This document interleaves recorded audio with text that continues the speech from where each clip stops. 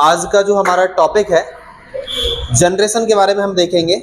जो एक तरह से जो जनरेशन जो डिसाइड की जाती हैं, तो जनरेशन डिसाइड करने के पीछे हम इन कंडीशंस को अप्लाई करते हैं। इन कंडीशंस के बेसिस पर हम एक जनरेशन का नाम देते हैं और हर जनरेशन में कुछ अलग विशेषताएं होती हैं, अलग उनमें क्वालिटीज होती हैं। उन विशेषताओं के आधार पर, उन क्वालिटीज के आधार पर, समय सीमाओं के आधार पर, उनकी संस्कृतियों और क्षेत्रों के आधार पर हम एक जनरेशन का नाम देते हैं। एक दूसरी जनरेशन से अलग होती है, ठीक है। तो अभी आज के टाइम में कौन सी जनरेशन चल रही, हम किस जनरेशन के बच्चे हैं, हमारे पेरेंट्स कौन सी जनरेशन में थे और आगे आने वाली जनरेशन कौन सी है, तो इन जनरेशन के बारे में हम थोड़ा सा देखेंगे। इन पॉइंट्स को पहले समझ लें कि जो भी जनरेशन के बारे में हम पढ़ने वाले हैं वो जनरेशन इन पॉइंट्स के बेसिस पर ही डिसाइड होती हैं, ठीक है। पहला है कंडीशन कि जनरेशन को आमतौर पर जन्म के वर्षों के आधार पर, कोई बात नहीं, कोई बात नहीं, प्रोनाउंसिएशन होता है, कई बार हम उसको जनरेशन, ठीक है, फिर अलग अलग जो होते हैं एक्सेंट होते हैं, प्रोनाउंसिएशन होते हैं, उसके बेसिस पर हम उसको जनरेशन या जनरेशन कह देते हैं, ठीक है। तो जनरेशन को आमतौर पर जन्म के वर्षों के आधार पर वर्गीकृत किया जाता है, यानी क्लासिफाई किया जाता है। जन्म के वर्ष यानी आपका जन्म अगर 1900 से 2012 के बीच में हुआ है तो आप के ऊपर जो है टेक्नोलॉजी उसका इम्पैक्ट पड़ा होगा। फिर देन जिनका 2013 से लेकर 2025 के बीच में हुआ है तो उनके ऊपर अलग तरह का इम्पैक्ट रहा है, सोशल का, एनवायरनमेंट का, टेक्नोलॉजी का। तो इस तरह से जन्म के वर्षों के आधार पर क्लासिफाई किया जाता है कि कौन सी जनरेशन में है और प्रत्येक पीढ़ी की अपनी विशिष्ट विशेषताएं यानी उनकी क्वालिटीज, कैरेक्टरिस्टिक्स, मूल्य, वैल्यूज और उनके एक्सपीरियंस होते हैं, अनुभव होते हैं। समय सीमाएं कठोर नहीं है, मतलब ऐसा नहीं है कि हमने कहा है कि 2013 से जनरेशन शुरू हुई तो 2010 में जन्म लिए बच्चे पर भी 2000 यानी जो नई जनरेशन का इंपैक्ट हो सकता है। और कई बार हम कह सकते हैं कि जो 2013-14 में जन्म लिया है तो उस पर पुरानी जनरेशन का इंपैक्ट भी हो सकता है। वही डिपेंड करता है कि वो किस तरह की सोसाइटीज में रह रहा है, उसका क्षेत्र क्या है, किस तरह के कल्चर में रह रहा है, उसका एनवायरनमेंट यानी उसकी जगह, प्लेस, कहां पर उसका जन्म हुआ है, उसका समाज किस तरह के, मतलब किस तरह का एनवायरनमेंट है उसका। तो इन सब फैक्टर्स पर डिपेंड करता है कि वो किस जनरेशन के इंपैक्ट में, उस पर किस जनरेशन का इंपैक्ट पड़ रहा है। यानी जो पिछली जनरेशन थी उसका ज्यादा इंपैक्ट है या जो अभी जनरेशन चल रही है उसका ज्यादा इंपैक्ट है। प्रत्येक पीढ़ी की विशेषताएं उनके समय की, ये समय सीमाएं कठोर नहीं है और क्षेत्र संस्कृतियों के आधार पर थोड़ा भिन्न हो सकती हैं। यानी गांव के और शहर के संस्कृति के आधार पर और क्षेत्र के आधार पर इस जनरेशन का कम या ज्यादा इंपैक्ट हो सकता है और कई बार वो पीछे की जनरेशन या आगे की जनरेशन के इंपैक्ट में हो सकते हैं, ठीक है। प्रत्येक पीढ़ी की विशेषताएं उनके समय की प्रमुख घटनाओं, अब ये जनरेशन का डिसाइड इस बेसिस पर किया जाता है कि उस समय की जो घटनाएं थी, क्या समाज में चल रहा था, क्या समाज में हो रहा था, टेक्नोलॉजी का डेवलपमेंट कैसा था, टेक्नोलॉजी विकसित हो रही थी, टेक्नोलॉजी थी नहीं थी, तो इस तरह की, और सामाजिक परिवर्तन, सोशल में क्या चेंजेस आ रहे थे, समाज में किस तरह के बदलाव हैं, ठीक है। हमारे पेरेंट्स के टाइम में समाज में बदलाव और टेक्नोलॉजी में चेंजेस अलग थे, हमारे टाइम में समाज में एक अलग तरह का बदलाव है, हमारे जनरेशन में टेक्नोलॉजी में एक अलग तरह के चेंजेस हैं। और समाज में जो बदलाव होता है, टेक्नोलॉजी में चेंजेस होते हैं, उनका इंपैक्ट हर व्यक्ति पर पड़ता है, कम ज्यादा इंपैक्ट पड़ता है लेकिन पड़ता है। इसी के बेसिस पर हम एक जनरेशन का नाम देते हैं, ठीक है। तो हम इन बेसिस, इन पॉइंट के आधार पर हम एक जनरेशन का नाम देते हैं और उन्हीं के बेसिस पर हम यहाँ पर जनरेशन को पढ़ने की, समझने की कोशिश करेंगे। पहली जनरेशन जो कही जाती है, मानी जाती है, या इसको नाम दिया जाता है ग्रेटेस्ट जनरेशन कही जाती है। इसका टाइम पीरियड माना जाता है 1900 में जिनका जन्म हुआ है, 1900 से लेकर के 1927 तक। मैंने कहा ये टाइम पीरियड एकदम एग्जैक्ट नहीं हो सकता है, कम ज्यादा आगे पीछे थोड़े बहुत हो सकते हैं, लेकिन जो डिसाइड किया गया है, जो बड़े बड़े शिक्षाविद हैं, उन्होंने, सोशलिस्ट हैं, उन्होंने इसको टाइम पीरियड को एक माना है एवरेज टाइम पीरियड के, ऐसा इस टाइम पीरियड में इस तरह की चीजें थी। तो ग्रेटेस्ट जनरेशन का जो टाइम पीरियड 1900 से लेकर 1927 तक माना जाता है। इसमें क्या क्वालिटीज थी यहाँ के लोगों की, इस जनरेशन में जन्म लेने वाले लोगों की क्या विशेषताएं थी। तो ये विश्व युद्धों और महामंदी के समय में पले बड़े थे। फर्स्ट वर्ल्ड वॉर था वो 1914 से लेके 1919 तक माना जाता है, 1914 से लेके 1919 तक। तो 1914 और 1919 के बीच में जो फर्स्ट वर्ल्ड वॉर हुआ था, प्रथम विश्व युद्ध हुआ था, उस समय लोगों पर बहुत इंपैक्ट पड़े थे, सामाजिक बदलाव हुए थे, महामंदी यानी ग्रेटेस्ट डिप्रेशन, मतलब महंगी हो गई थी चीजें बहुत ज्यादा महंगी इसलिए हो गई थी क्योंकि जैसे मान लीजिए किसी देश से पेट्रोल आ रहा है, डीजल आ रहा है, उस पर हमारी लड़ाई चल रही, तो उसने हमारे देश से पेट्रोल डीजल भेजना बंद कर दिया है। अब बंद कर दिया तो हमारे देश में ऑलरेडी जितना स्टॉक है, कम स्टॉक है, तो इसको महंगा करके बेचेंगे क्योंकि इसको ज्यादा दिनों तक चलाना भी है, और बिकॉज क्योंकि इसकी मांग ज्यादा है, आपूर्ति कम है, इसका डिस्ट्रीब्यूशन कम हो रहा है और डिमांड ज्यादा है, तो इसके बेसिस पर महंगाई बढ़ जाती है, और महंगाई बढ़ जाती है तो फिर उसका इंपैक्ट पूरे समाज पर, देश के हर एक हिस्से में, हर एक व्यक्ति पर इसका इफेक्ट पड़ता है। तो विश्व युद्धों और महामंदी के समय में पले बड़े लोग थे ये। त्याग, कठोर परिश्रम और सामूहिकता पर जोर दिया जाता था, यानी लोग अपने रिश्तों को निभाने के लिए, अपने समाज में समाज के दायित्व को निभाने के लिए अपने हिस्से की चीजें त्याग कर देते थे। जो एक अच्छे मानव होते थे, अच्छे इंसान होते थे, वो अपने हिस्से की चीजें भी समाज के लिए अपना त्याग कर देते थे। बहुत मेहनत करते थे ये लोग क्योंकि इनके पास और कोई चारा भी नहीं था, बहुत मेहनत करके ये अपना जीवन यापन करते थे।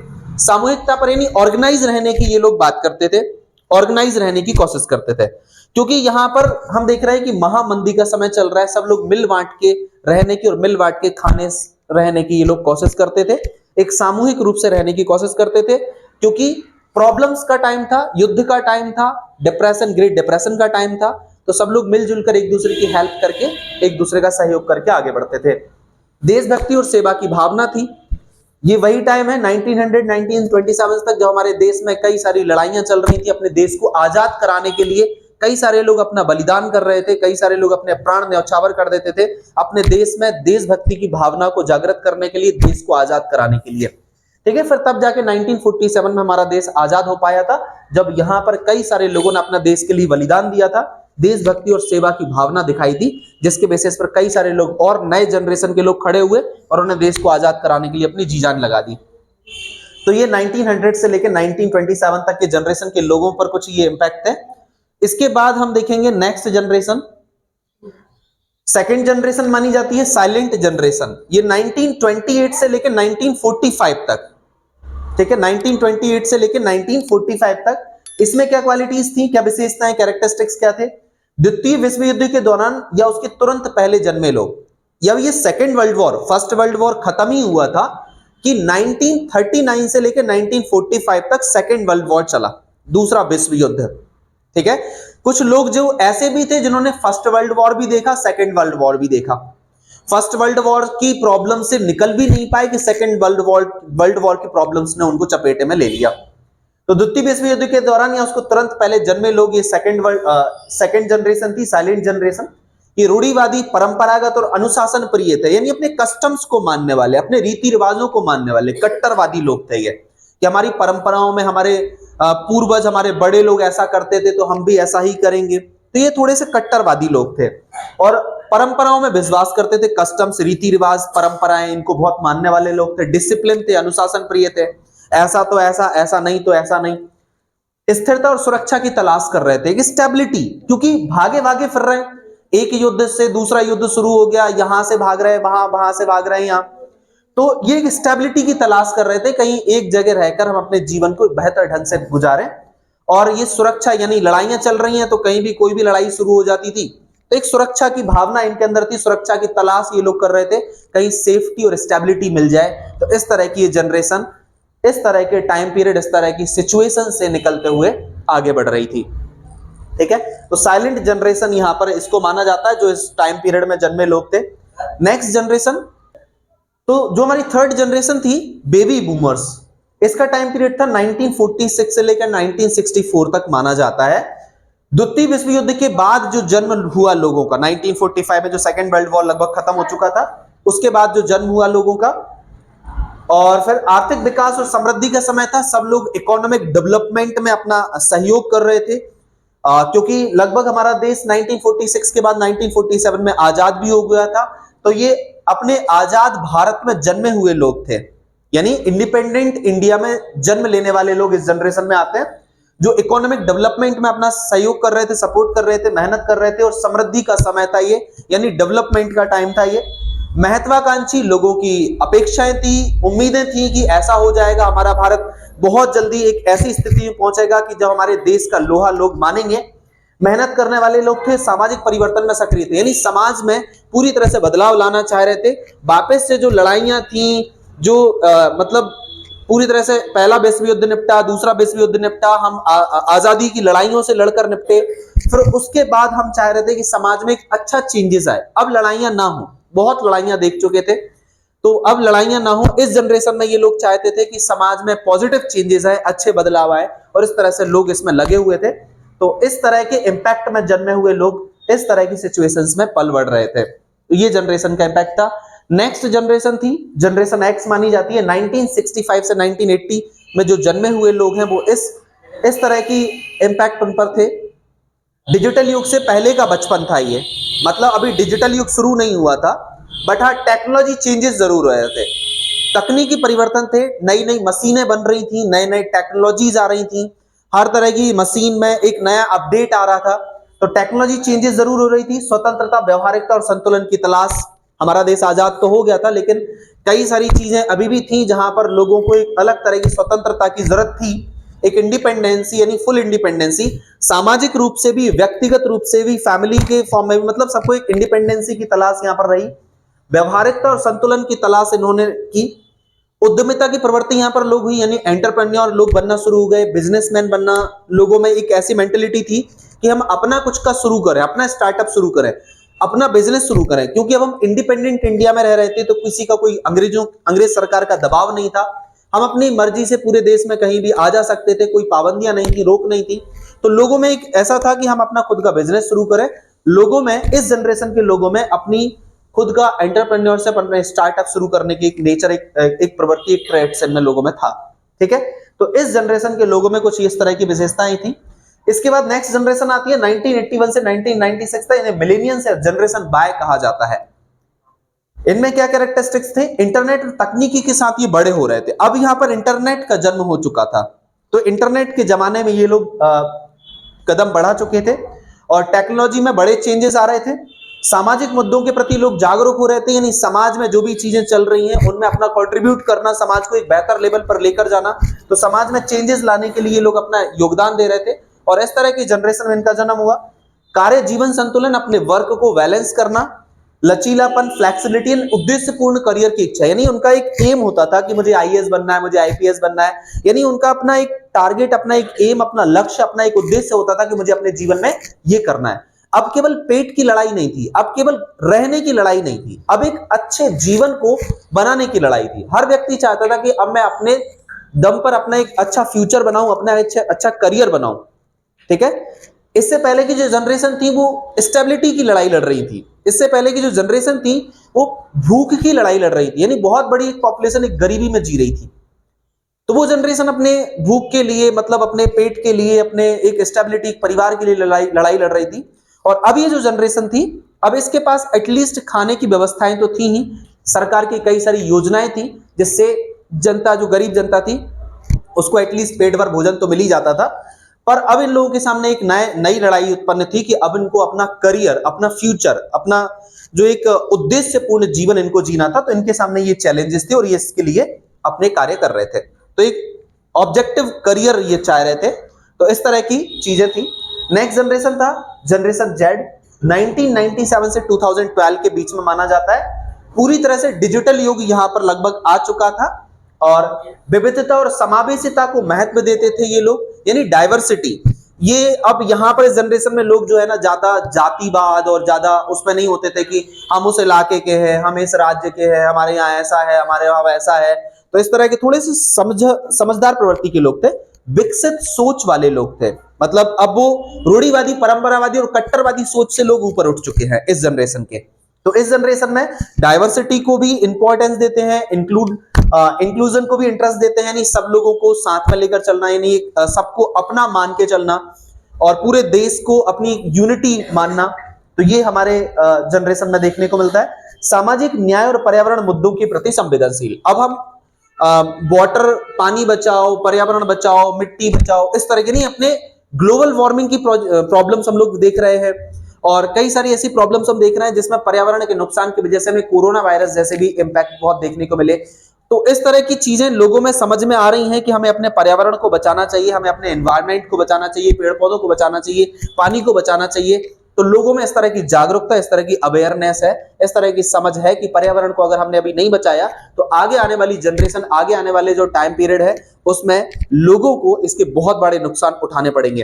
तो इसलिए लोगों में सामाजिक न्याय यानी सोशल जुडिशरी एंड एनवायरमेंटल जो मैटर हैं, इन पर भी लोग अपनी संवेदनशीलता, अपनी सेंसिटिविटी दिखाते हैं और बढ़ चढ़ के हिस्सा लेते हैं। तो इस तरह का ये है।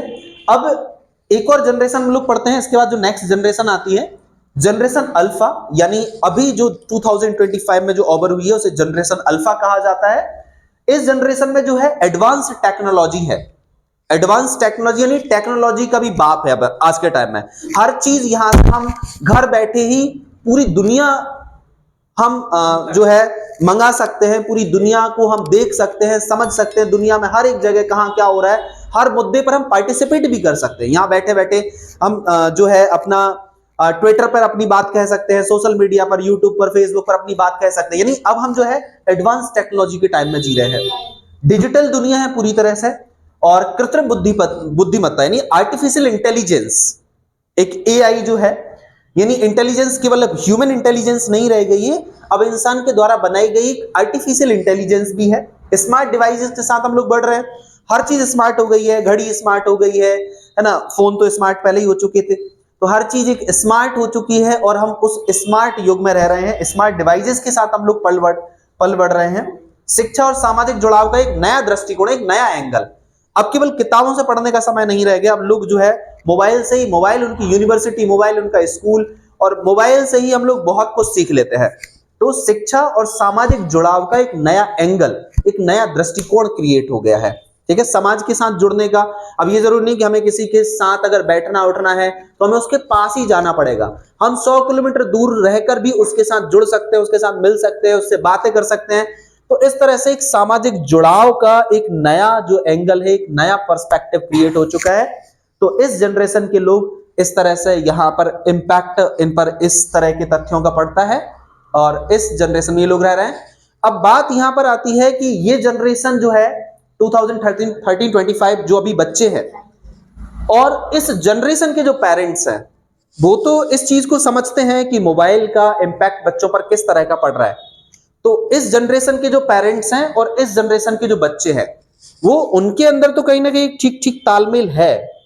वो लोग पेरेंट्स बच्चे की भावनाओं को और बच्चे पेरेंट्स की भावनाओं को प्रॉपरली समझ पा रहे हैं, लेकिन प्रॉब्लम यहां पर क्रिएट है, क्योंकि यहां पर मैंने आपको बताया कि कई बार इतना बड़ा गैप होता है कि गांव में एक जनरेशन जो रह रही है, जो लोग रह रहे हैं, संस्कृति जो लोग, मतलब वहां पर जो लोग रह रहे हैं, और एक जो शहर में जो लोग रह रहे हैं, कई बार उस गांव का और शहर का एक जनरेशन का गैप हो जाता है पूरा।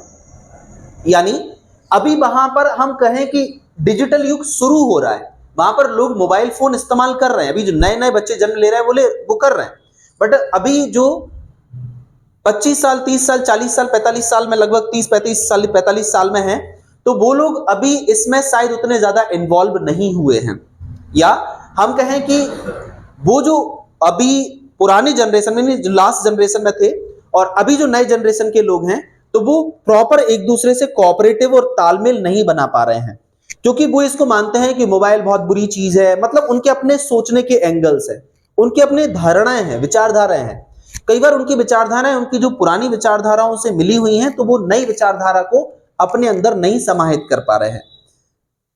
मतलब ऐसे समझो कि एक जो पेरेंट्स हैं गांव से आए हैं और वो शहर में अपने बच्चे को पढ़ाने के लिए लेके आए हैं, तो वो जो शहर के जो कल्चर है, शहर के जो एनवायरनमेंट है, शहर के जो चीजें हैं, उनको बहुत जल्दी अडॉप्ट नहीं कर पाते हैं, या उसमें इन्वॉल्व नहीं हो पा रहे हैं पूरी तरह से। उन्हें लगता है पता नहीं ये आज के टाइम के जनरेशन के बच्चे हैं, क्या कर रहे हैं, कैसे कर रहे हैं, बस इनको तो मोबाइल दे दो और कुछ दिख भी नहीं रहा है, पढ़ाई नहीं कर रहे हैं।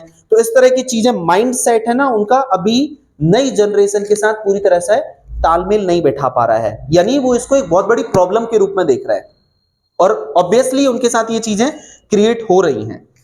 तो यहां पर जो है इस जनरेशन में जो जन्मे हुए पेरेंट्स हैं, इस जनरेशन में बच्चे हैं, और इस जनरेशन के जो पेरेंट्स हैं, कहीं ना कहीं उनके साथ में एक दूसरे को समझा पाना, कन्विंस करना कि नहीं ऐसी चीजें हैं और ये चीजें बदलाव व्यक्ति में देखने को मिल रहे हैं और उसका इम्पैक्ट लोगों पर बहुत ज्यादा पड़ रहा है। आज के टाइम पे हम देखें कि एडवर्टाइजमेंट के भी नए नए तरीके हैं, लोगों को एडवर्टाइजमेंट दिखा करके कैसे कुछ भी बेच दिया जाता है, कुछ भी दिखाया जाता है और कुछ भी बेच दिया जाता है, ठीक है। और इस चीज से लोग बहुत ज्यादा प्रभावित भी हो जाते हैं, ठीक है, क्योंकि अब इस जनरेशन के लोग इस चीज से प्रभावित हो रहे हैं। लेकिन इस जनरेशन के लोग, शायद अभी बहुत सारे लोग हैं जो स्मार्ट डिवाइसेस और स्मार्टफोन का यूज नहीं कर रहे हैं, तो ऐसे में वो इस चीज को एक्सेप्ट नहीं कर पाते हैं और इस तरह से बहुत बड़ी प्रॉब्लम्स क्रिएट हो जाती है कि बच्चे पेरेंट्स को और पेरेंट्स बच्चे को नहीं समझ पाते हैं और दोनों में एक बड़ा कॉन्फ्लिक्ट क्रिएट होता है। और कई बार ये इतना बढ़ जाता है कि फिर पेरेंट्स और बच्चों को अलग अलग रहना पड़ता है।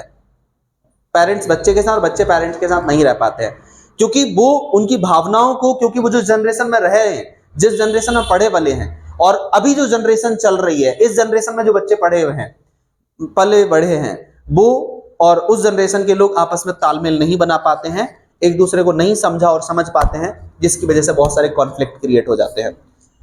तो ये आज का हमारा ये जनरेशन का टॉपिक था। हमने देखा कि किस तरह से एक टाइम पीरियड के बाद लोगों में चेंजेस आते हैं और एक नई जनरेशन का उसका नाम दे दिया जाता है और डेफिनेटली ये बड़ा चेंजेस होता है, ठीक है। तो हमने देखा कि यहाँ पर जनरेशन में किस तरह से बदलाव आए और किस तरह की जनरेशन पर किस तरह के इम्पैक्ट है। अब आपका माइंड में कोई क्वेश्चन हो तो पूछ लीजिए।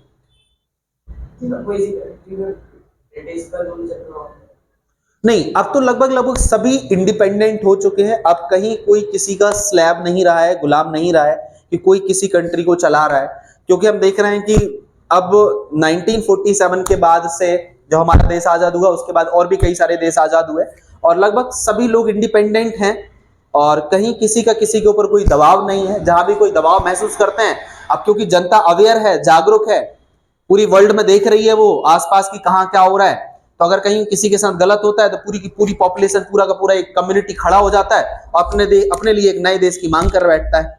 तो फिर वहां पर जो सरकार होती है जो तानाशाही दिखा रही, हाँ, लेकिन कुछ अभी भी हैं जहां पर जिनके पास ये कंट्रोल है पूरा, जैसे उत्तर कोरिया है, नॉर्थ कोरिया, तानाशाह वहां पर जो काम कर रहे हैं, है ना, तो वो कहीं ना कहीं अपनी जनता को पूरी तरह से कंट्रोल करके रखते हैं, दबा करके रखते हैं, वहां की जनता उनके हिसाब से चलती है। चाइनीज में भी एक तरह का उसी तरह का इन्वायरमेंट है, बट लेकिन ये है कि वो अपने आप को लोकतंत्र कहते हैं, रिपब्लिक कहते हैं, पर वहां पर भी लोगों को किस तरह से चैलेंजेस फेस करने पड़ते हैं, अपनी बात वो बोलने से पहले उन्हें 2 बार सोचना पड़ता है। लेकिन इंडिया में ऐसा नहीं है, इंडिया में तो आज बहुत इंडिपेंडेंट है और लोग एक अच्छी सोच, एक अच्छी मतलब मानसिकता के साथ यहाँ पर रह रहे हैं।